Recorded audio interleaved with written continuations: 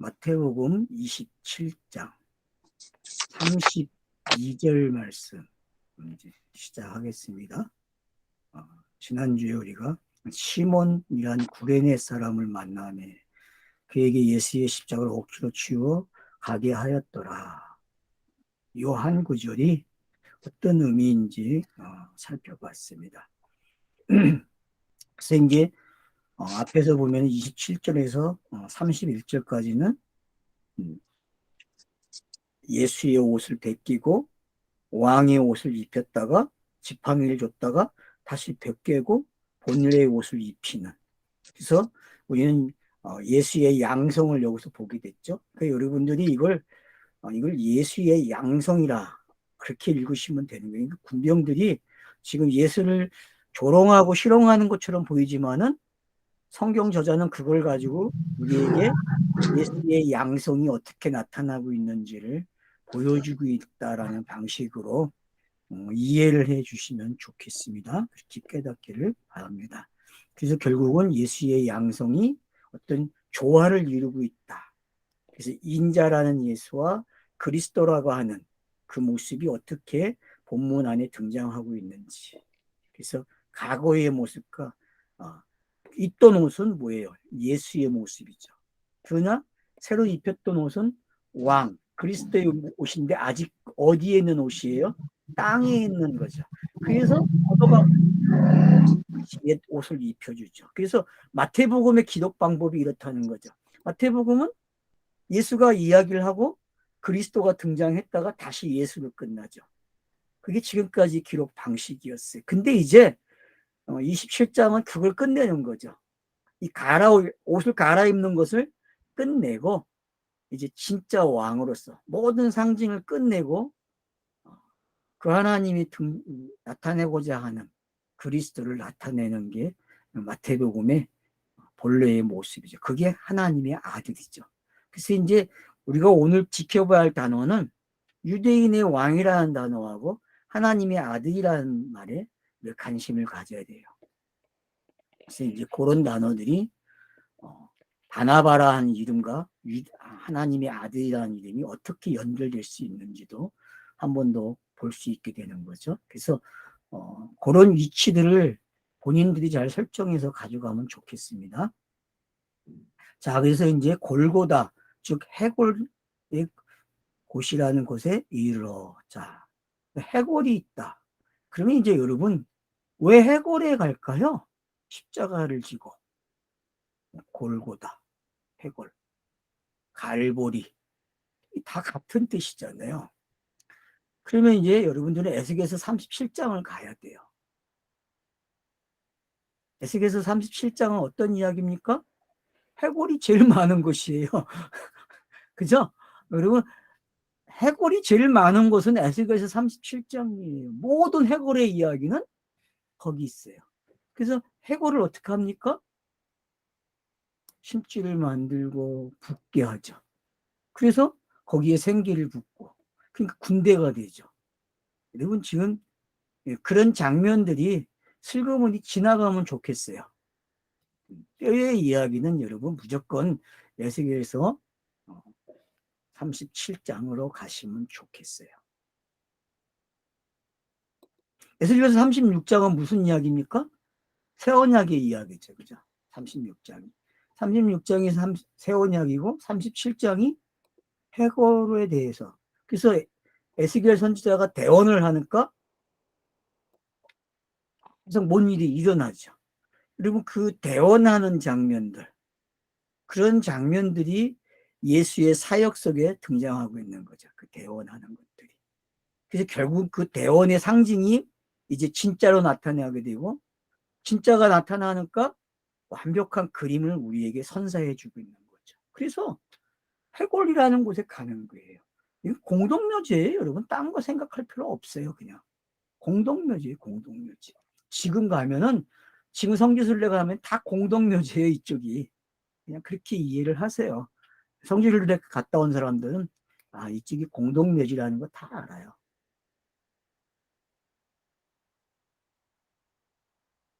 그러니까 해골 그러면 이제 여러분은 이해가 되시는 거죠. 해골. 그 다음 보세요. 자, 쓸개를 탄 포도주를 예수에게 이제 줍니다. 마시게 하였다. 근데 맛보고 마시지 않았다. 이거는 이제 그냥 일반 상식적으로 보면 고통을 줄여주는 거죠. 잊게 하는 거죠. 그러니까 여러분, 쓸개는 엄청나게 쓴 거잖아요, 말 그대로. 그러면 이런 게 뭘 의미하는지 상징을 찾아가야 되거든요. 그러니까 이 쓸개가 도대체 뭘까? 또 거기다 포도주를 타버려요. 그러니까 포도주에다가 쓸개를 타는 거죠. 예수께 주어 마시게 하였다. 맛을 봤다. 그리고 안 마셨다. 여러분, 그러니까 여러분 맛을 봤다는 의미하고 먹는 의미하고 좀 구별을 지으면 좋겠어요. 맛을 본 거는 뭐죠? 한번 여러분 맛을 봤다는 거를 한번 생각해 보세요. 이 단어가 예수의 공생애에서 어떤 부분을 이야기하는 건지. 근데 먹지는 않아요. 맛을 보고 먹지는 않아요. 그러면은 자, 죄는 없으나 죄의 모양은 있다 할 때에 자, 맛을 보고 맛을 먹지 않는 거.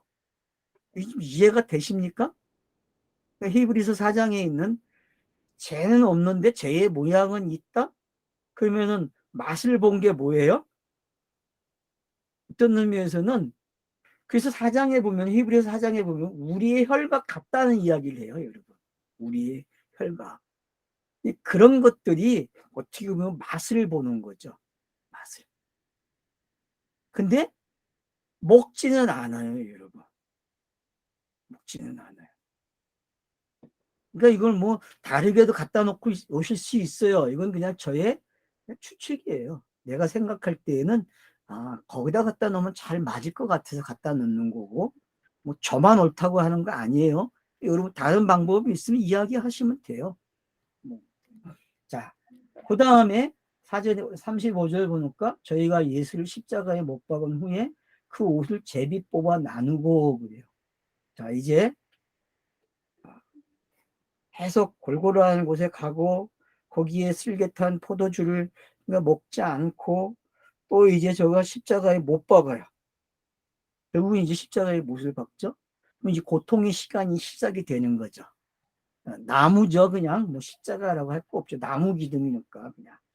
뭐 영화 보면 다 십자가로 나오는데 뭐 그게 뭐 꼭 십자가라고만 할 건 없잖아요. 그냥 어떻게든 뭐 팔하고 몸이 묶어져 있는 거니까 그렇게 이해를 하시면 됩니다. 그러니까 꼭 십자가라는 말에 필이 올 필요는 없어요. 그냥 스타로스가 세워졌구나. 그러면 성경이 말하는 모든 내용이 지금 다 일로 집중하고 있는 거죠. 신구약 성경의 모든 꼬린 지점은 여기에요. 그렇게 여러분도 수긍하시죠? 고개만 끄덕끄덕 하세요, 그냥. 그런 거예요. 그러니까 이 장면은 성경, 그러니까 마태복음이 원하는 장면이죠. 꼬린 지점이죠. 마태가 5번의 설교와 표적과 이적이 일어나는 그 모든 그 병자를 고치는 이야기들이 전부 다 어디로 오는 거예요? 다 여기로 들어오는 거예요. 이 사건에. 그래서 앞에서도 맛을 봤다 포도주를 쓸개 탄 것을 근데 먹지는 않아요. 왜? 그 쓸개와 포도주가 가르쳐 주는 것이 있단 말이에요. 여러분들이 쓸개, 포도주. 뭐 쓸개는 아주 쓴 거 중에 제일 쓴 거잖아요. 이 땅에서. 그쵸? 이거보다 더 쓴 게 있습니까? 여러분 쓸개보다? 없는 것 같아요. 그러니까 이게 뭘 의미하는지 그건 여러분들이 갖다 놔보세요. 그냥. 그러다 보면은 맞아떨어지는 게 있을 거예요. 제가 뭐 꼭 이거다 이야기할 필요는 없어요. 왜냐 그 다음 구절들이 그런 걸 다 설명해요. 지금. 그래서 결국 십자가에 못 박은 후에 옷을 나누어 가져요. 옷을. 제비 뽑아 나누고 그래요. 그리고 옷을 제비 뽑았다. 나눴다. 근데 결국은 나누지 않고 하나로 가지고 가죠. 그죠? 여러분 이 이야기도 공간보험서를 다 뒤져보세요. 마태, 마가, 누가 요한복음까지 여러분들이 쫙 뒤져보세요. 대절을 해보세요. 뭐 이걸 들으시면서 다 펴놓은 분들도 계시겠죠. 공부를 잘하시는 분들은. 성경 공부를 잘하는 분은 관련된 걸 성경을 다 펴놔야 돼. 집에 뭐 성경책 많잖아요, 여러분. 그러니까 다 갖다 동원해서 한번 봐보세요. 딱 정지시켜 놓고, 그러고 나서 이 장면들이 어떻게 서로 다른지, 그리고 누가 더 보완을 하고 빼고 있는지. 그러면 여러분이 마태, 마가, 누가, 요한복음이 차서적으로 가리키는 장치가 있다는 걸 알게 돼요. 나중에 이제 제가 대면하면 한번 해보려고 그래요. 지금은 안 해요. 그거는 이제 대면할 때 할 거예요, 제가. 그래서 공간복음들 다 펴놓고서, 사복음서를 펴놓고서 똑같은 본문은, 그리고 한번 추적을 해볼 거예요. 그게 정말 차서적으로 기록이 됐는지. 여러분, 그렇게 기록됐다는 걸 찾아내셔야 돼요. 충분히 단서들이 있습니다. 그래서 여기서는 지금 그냥 슬쩍 던지고 가요. 제비 뽑았다? 그리고 나누어 가졌다? 이렇게 가버려요. 근데 다른 서신, 공간복음서를 읽게 되면 어떻게 될까요? 또 보충되는 내용이 나와요. 제비를 뽑고 뭐 어떻게 하고 어떻게 하고 구체적인 게 나오거든요. 그런 차이점들이 여러분들이 찾아내서 왜 서로 다르게 기록하고 있는지. 그래서 학자들은 그 다른 걸 뭐라 그래? 이유를 저자가 전달하고자 하는 메시지가 다르기 때문에, 대상이 다르기 때문에 그렇다 그래요. 여러분, 그것도 맞아요. 그것도 기본적인 베이스 가지고 계셔야 돼요. 그러나 더 중요한 것은 성경이 건과 건이 어떤 역할을 하고 있다는 거예요. 독자들에게 한 번에 예수의 모든 사역을 가르쳐 주는 게 아니라 다중적으로 가르쳐 주는 거예요. 다중적으로. 그러니까 알겠죠, 여러분? 다중이 뭔지 아셔야 돼요. 다중. 그러니까 공간복음서, 사복음서는 다중적으로 가르쳐 주는 거예요. 다중적으로. 그거를 잊으시면 안 돼요. 그래서 우리가 꼭 성경 공부할 때, 개인이 자기가 할 때에 교회가 가지고 있는 그런 바탕을 가지고 계셔야 돼요, 먼저는요. 그리고 그 바탕을 가지고 공부를 하면서 뭐가 단점이고 뭐가 좋은지를 찾아내셔야 되고, 그것 때문에 걸리는 게 뭐가 있었는지 어떻게 성경 읽기 하면서, 그리고 그걸 내가 어떻게 보완을 해야 하는지까지 여러분들이 가셔야 돼요. 그래서 그런 것들이 정리가 되면은 아마도 지금 제가 이렇게 같이 나눔을 하고 있는 것들이 좀 이해가 되기 시작할 거예요. 그런 것들이 베이스가 깔리면. 그래서 여러분들도 같이 그 사람들이 해놓은, 신학자들이 해놓은 거를 이용할 땐 이용을 꼭 하셔야 됩니다. 공간복음서 대저 같은 책이 이미 나와 있기 때문에 그 대저한 걸 찾아보셔도 되고요. 아마 유튜브 지금 아마 네이버에 치면 나올 거예요. 이 본문들이, 대조한 강의들이나 그런 것들이 잘하면은 올려놓은 사람도 있고 그러니까 한번 여러분들이, 근데 전혀 엉뚱한 짓을 하고 있어요. 제가 봤을 때에는. 자, 하여튼 십자가에 못 박았다. 이 말은 뭐예요? 성경의 모든 상징이, 수고하고 무거운 짐이 다 옮겨진 장면이죠. 그죠, 여러분? 다 옮겨진 장면이라는 거예요. 세상 죄를 지고 가는 어린 양이 된 거죠. 확실하게. 그리고 인자의 역할이 완벽하게 이제 정리가 되는 거죠. 그래서 인자로서의 모습이 이제 카운트다운 되는 거죠. 끝나는 시간이. 그래서 이제 좀 있으면 시간도 나와요. 제6시라는 단어와 제9시라는 단어가 나오죠. 그래서 왜 6시와 9시라는 단어가 있는지도 알게 되는 거죠. 그러니까 이렇게 카운트다운 되고 있는 것을 여러분들이 지금 함께 하셔야 돼요. 그래서 마태복음이 27장이 다 끝나는 순간 여러분도 함께 어디를 들어가야 돼요? 예수와 함께 무덤에 탁 가 있어야 돼요. 그게 완벽한 하람이거든요. 그래서 저와 여러분이 수고하고 무거운 짐이라는 게 뭔지도 깨달았다면은 그걸 예수가 어떻게 다 가져가는지 십자가에서 그걸 깨달으셔야 돼요. 그러면은 자유를 얻는 거예요. 해방을 얻는 거죠. 여러분, 출애굽기에 나오는 그 해방, 애굽에 내려갔던 그 이스라엘 백성들이 모세를 통해서 나오는 이야기, 그래서 모세와 함께 죽어야 될 시간이 있고 함께 나와야 될 시간이 있는 거죠. 그래서 여러분 민수기 25장에 가면 바알불 사건으로 어떻게 해요? 나머지 1차 계수안 받은 사람들이 다 죽어요. 거기서 모세도 함께 죽은 거죠. 그리고 새로운 모세가 탄생한. 그래서 두 번째 계수안 받는 게 26장이 기록이 되어 있는 거예요.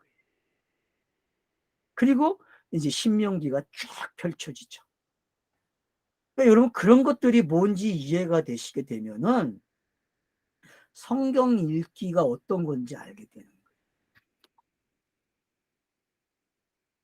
그러니까 지금 십자가에 못 박았다 이 한 구절은요. 한 구절도 아니죠. 절반도 안 돼요. 그죠? 네? 절반도 안 돼요. 그리고 그의 옷을 나눴다 그래요. 그럼 십자가 못 박은 거하고 옷의 이야기가 어떻게 같이 매치가 되지? 생각해 봐야죠. 그럼 옷을 가졌다는 거는 예수가 벌게 벗겨졌다는 이야기죠. 그죠? 그죠? 근데 여러분, 자, 그러면 이제 한번 가보세요. 자, 창세기 2장 마지막 절에 가면 벌거벗었으나 부끄러워하지 않았다 그래요. 그리고 3장 7절 가면은 선악과를 따먹고 하하가 부끄러워하는 모습으로 바뀌죠. 그러면 그 두 그림이 여기에 어떻게 들어왔나 한번 보란 말이에요. 그걸 표현하지 않고 십자가에 못 박혔다. 그리고 또 하나는 뭐예요? 옷을 나누어 가졌다. 제비를 뽑았다 그래요. 그러면 제비를 뽑는 게 뭡니까 여러분? 선택되는 거잖아요. 그죠? 선택된 걸 이야기해 주는 거예요. 선택됐다는 거죠. 그러면은 메시아가 온다는 이야기가 끝나는 이야기죠. 선택되는 거는요. 성경에서 선택되는 거는 그거밖에 없어요, 여러분. 예수만 선택되는 거예요. 그리고 십자가에 못 박히는 그 예수만. 그 당시에 예수의 이름은 얼마나 흔해 빠진 이름입니까? 근데 그 많은 이름들 중에서 십자가를 지는 단 하나의 이름이 있다니까? 그래서 그 옷을 선택하는 거야. 제비를 뽑아서. 근데 이걸 무슨 뭐 총회장을 뽑을 때 쓰고 장로를 뽑을 때 쓰고 막 그래요. 여러분 그런 거 아니에요. 교회 보고 이런 거 하라는 얘기 아니에요. 땅에서 이런 거 하는 이야기 아닙니다. 여러분. 이거는 그러면 점치는 거하고 똑같아요. 이건 지금 점치는 게 아니고 점치는 것 같은 이야기인데 그 안에 하늘의 뜻이 땅에서 이루어지는 뭔가를 상징해주고 있다는 걸 여러분이 깨달으셔야 돼요.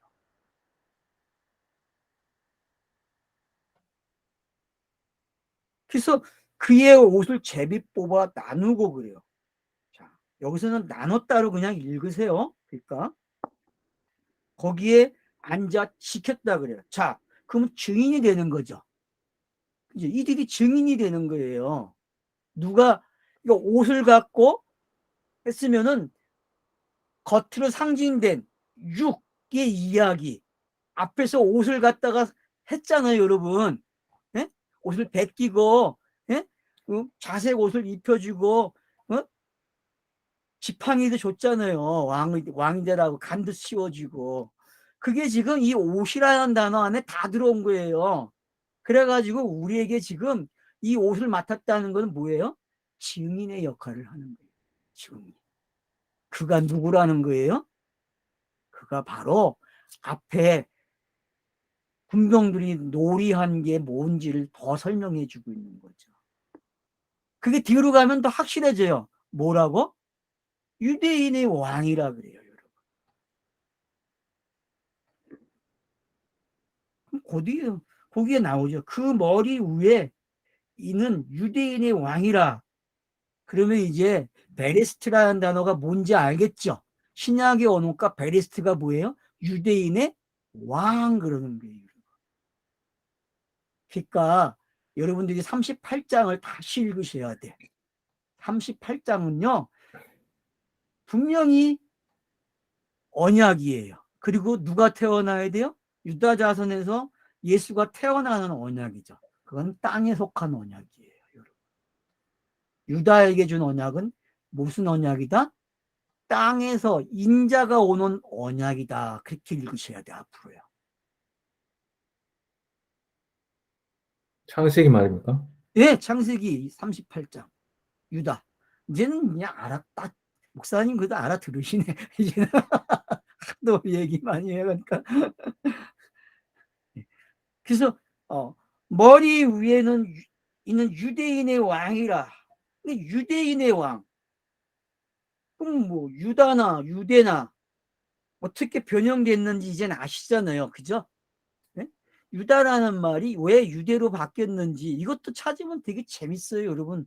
어디선가 갑자기 바뀌기 시작한다고, 어느 연대부터.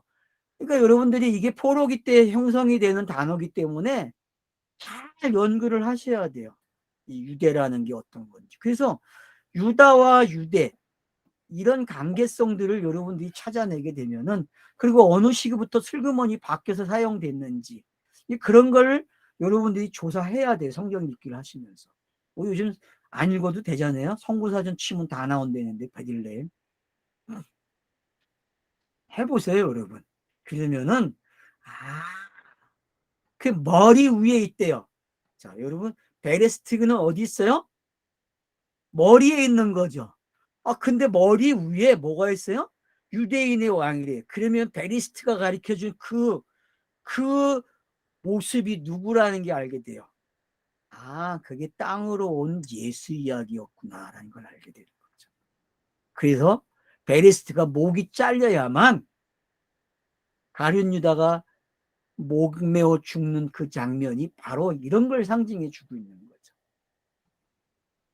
그래서 이제 이런 것들이 뭔지를 알게 되면은, 그래서 유대인의 왕 예수라 쓴 거예요. 그러면은 구약 성경이 메시아가 온다고 했지만은 땅에서는 누가 와야 돼요? 유다 자손의 예수가 와야 돼. 그래서 마태복음에서 아브라함과 다윗의 자손이라고 한 거예요. 이제 이해가 되죠? 마태복음 1장 1절이 왜 그렇게 시작을 했는지를 여러분들이 이거와 또 연결을 시켜놓고 생각을 하셔야 돼요. 그래서 결국은 유다 자손은 왕이 태어난다고 창세기 예언했잖아요. 50장에서. 그러니까 신명기에서는 안 그랬습니까, 여러분? 그러니까 여러분들이 우리가 함께 생각해야 할 게 있다는 거죠. 그 왕에 대한 예언은 결국은 인자로 오는 예수를 가리키는 거예요. 알았죠? 인자로 오는 예수. 그래서 3대 직분은 전부 다 상징이에요. 상징. 예수가 가진 3가지 직분은 상징이라니까. 뭐가 되기 위한, 그리스도가 되기 위한 상징적 직분이라는 사실을 알아야 돼요. 거기까지 가지 못했죠, 신학은. 그 직분을 가져야만 기름 부음 받는 게 설명이 되니까 성경이 기름 부음 받는 직분을 이야기한 거고, 그 기름 부음 받는 직분을 찾아가 보니까 결국은 예수에게 집중된 거죠. 그래서 제패가 뭐예요? 유대인의 왕, 그러는 거예요. 재밌잖아요. 유대인의 왕. 신성모독죄 라고 쓰면 얼마나 좋아. 신성모독죄라고 안 쓰네. 유대인의 왕이라고 쓰네요. 응? 유대인의 왕.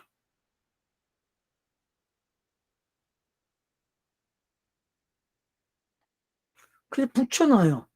그러면 이제 예수가, 여러분, 그 가늠한 여자 요한복음 7장에서 보면 어때요? 8장이죠. 가늠한 여자 사건 있잖아요. 그죠? 그리고 그 예, 사건에서 글씨를 쓰잖아요. 땅에다가. 예. 뭐라고 쓴 것 같아요, 이제? 네? 뭐라고 쓴 것 같아요? 저는 유대인의 왕이라고 썼을 것 같아요.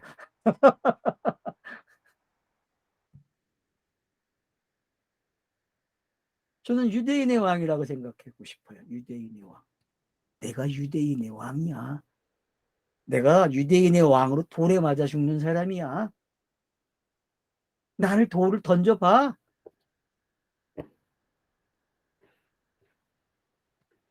그러니까 그런 것들이 뭔지 아시게 되면은, 유대인의 왕이라고 쓴 제패가 붙어 있다라는 거는요,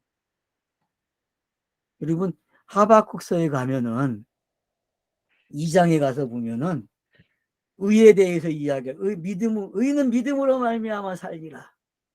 의는 믿음으로 말미암아 살리라. 어떻게 나가있어요? 크게 써붙이라겠죠. 그죠? 달려가면서도 볼 수 있게. 여러분, 이게 반대로 보면 그런 이야기가 돼야 되거든요.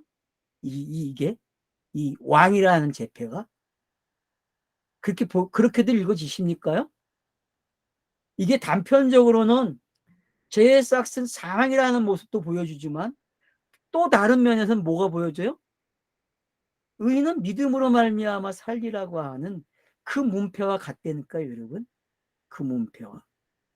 그래서 양쪽을 여는 거예요, 양쪽을. 한쪽은 끝내죠. 문 닫죠, 그죠? 죄와 관계인 사망은 문을 닫는 거잖아요. 이 제패가 붙으면요. 그죠? 이쪽은 이렇게 돼요.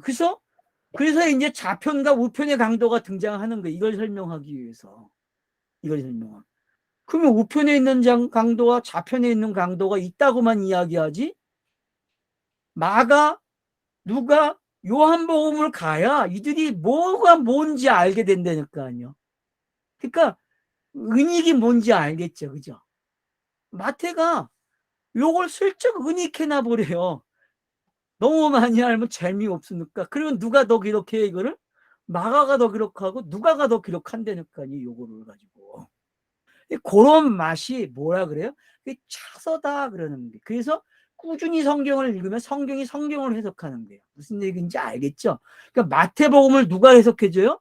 마가복음이 얘기해주고, 마가복음이 또 안 되는 건 누가 해줘? 누가복음이 하는 거예요. 그리고 이 공간복음서 전체를 요한복음이 싹 다 해석해 주는 거예요. 그러니까 꾸준히 성경을 읽는 사람이 이긴다니까요. 성경을 안 읽고 알겠다? 도둑놈 싶어죠. 그건 안 됩니다, 여러분. 성경 읽으셔야 돼요. 정말 성경 읽으셔야 돼요. 암만 힘들어도 틀어놓으세요, 그냥. 요즘 뭐 듣는 성경 얼마나 많아요. 틀어놓으세요. 뭘 하든 상관없어요. 그냥 틀어놓으세요. 그러다 보면 딱 드는 게 있어요. 그렇게 해서 듣는 거예요, 그냥. 저도 오늘 와가지고 마태복음 27장, 28장을 10번 이상 들었어요. 10번 이상. 누워가지고. 근데 참 재밌더라고요, 이 27장이요. 그러니까 유대인의 왕이라 쓴 제패가 이제 뭔지 알겠죠? 그러면 여러분, 죄라는 게 뭐였어요? 문자잖아요, 여러분. 이게 성경이에요, 알았죠? 이 제패가. 의미를 나타내지 못하면은 문자적 의미만 끝나면 거기서 그 단어적 의미만 가지고 있으면 안 돼요. 그걸 죄패라 그래요, 여러분. 여러분은 뭐만 가지고 있어? 죄패만 가지고 있다니까, 문자로 읽는 사람들은요. 그러니까 자유가 없는 거죠, 성경이 말하는 자유가. 그러니까 이 죄패에서 떠나세요. 자유를 얻으시란 말이에요. 자유를 얻기 위해서 지금 성경이 기록해 주는 거예요. 이게 뭔지. 그래서 제패라는 말. 그래서 세상 죄를 지고 가는 어린 양이 정확해진 거죠. 이런 나쁜 놈들이 죄 없는 사람에게 죄를 뒤집어 씌우고 이렇게 죽이네, 이런 성경 읽기 하면 안 된단 말이에요. 이 일이 분명히 일어나야 된다고 성경이 예언을 한 건데 이 일이 일어나야죠. 그렇게 읽어야죠. 근데 예언을 한 것까지도 우리는 어떻게 해요? 거부해. 그렇게 읽으면 안 된다고. 그러니 얼마나 거꾸로 읽었는지 알겠죠, 여러분. 성경을. 본인들이 어떻게 성경을 읽어왔는지, 그래서 검색을, 자기가 자기를 적어봐야 된다니까. 내가 어떻게 읽었는지. 자기를 여러분 알아야 돼. 내가 성경을 어떻게 읽었는지요. 그게 왜 안 바뀌는지. 자, 그래서 이제 이때 예수와 함께 강도 둘이 십자가에 못 박히니 하나는 우편에 하나는 좌편에 있더라고요. 자, 여러분 좌우가 없다 그랬잖아요. 하나의 이야기잖아요. 하나의 이야기인데 사람 땅에서 볼 때에는 좌우가 있다니까. 하늘의 거를 주면, 진리를 주면은 좌우가 생긴다니까, 땅에서는요. 아이러니죠. 원래 하나를 읽어줘야 되는데 좌우가 생기는 거야. 그래서 선과 악이 존재하고, 그래서 우리는 이제 다른 공간 마가나 누가복음을 인용해 가지고 우편 놈은 의로운 놈이고 좌편 놈은 나쁜 놈이야. 그렇게 이제 해석을 해왔단 말이에요. 근데 여러분 이 본문을 보게 되면은 그렇게 해석을 못해요. 맞죠? 이 본문 보니까 그런 힌트가 없어요, 여러분. 맞아요, 안 맞아요? 그러니까 왜 마태가 이렇게 기록하는지 알아야 된다니까. 마태가 요 맛을 즐겨보세요. 혼자 곱씹어 보세요. 마가복음, 누가복음 여러분들이 가서 보시란 말이야. 이게 어떻게 바뀌고 있는지, 뭐가 더 플러스 되고 있는지. 아마 누가복음에서 확실하게 나오죠? 이게? 예, 거기는 뭐 좌편 강도는 예수님을 욕하고 우편 강도는 음. 예수가 당신의 나라에 임하실 때 나를 기억하셨어 이렇게. 그렇죠. 예. 그러니까 그게 더 플러스 된 이유가 있다니까. 누가복음은 독자들로 하여금 은행에서 풀어주고 있다고. 확실하게. 그럼 요한복음 어떻게 써요? 확실하게 풀어지겠죠. 이미 누가복음이 풀어놓은 건 요한복음이 안 달아요, 여러분. 그것도 기억을 하셔야 돼요. 그래서 강도 둘이 있다. 이 이야기는 뭐예요? 그냥 땅에 계시가 둘로 왔구나 그렇게 이해하시면 돼요. 하나인데 둘이 온 거. 그걸 뭐라 그래요? 강도라 그러는 거예요. 그래서 마태복음 24장에 보면 뭐같이 온다 그래요. 종말을. 네? 도둑같이 온다고. 왜 도둑같이 온다고 그러는 거예요, 여러분. 그 하나가 들어오면 땅에는 두 개가 나타나는 걸 뭐라 그래? 강도 그런다니까. 네? 알겠어요? 그래서 강도가 둘 있는 거예요, 양쪽에. 이게 다 누구 이야기입니까, 이 강도? 예수 이야기겠죠, 여러분. 예수 이야기. 이게 예수 이야기예요, 이 두 강도 이야기가요. 성경책은요, 강도 이야기라니까? 이런 말 하면 또 쫓아오겠네. 아니, 성경책 이야기가 왜 강도야? 근데 여러분, 강도라니까, 성경이? 누구 걸 훔쳐가는지 아세요, 여러분? 훔쳐가는 게 아니라 훔침을 받죠, 성경이. 니들이 훔쳐가게 놔두죠, 그냥. 니들 마음대로 해석을 하라고. 그게 성경이잖아요. 니들이 가지고 있는 관념을 가지고 니들이 해석을 해래. 그걸 뭐라 그래요? 강도질 했다 그런다니까. 강도질. 그 강도질 한 것 때문에 그것을 둘로 보기 시작하니까 성경이 기록이 되면서 니네 그래 둘로 줄게. 둘로 주면서 하나를 계속 강조하고 있는 거죠. 하나를. 이 하나의 이야기를 볼 수 있는 사람은 그 사람은 성령의 사람이죠. 왜요? 그건 요한복음 14, 15, 16장이 분명하게 가르쳐 주는 거예요. 성령의 사람만이 예수의 가르침이 생각난다 그랬어요. 깨닫게 한다 그랬고.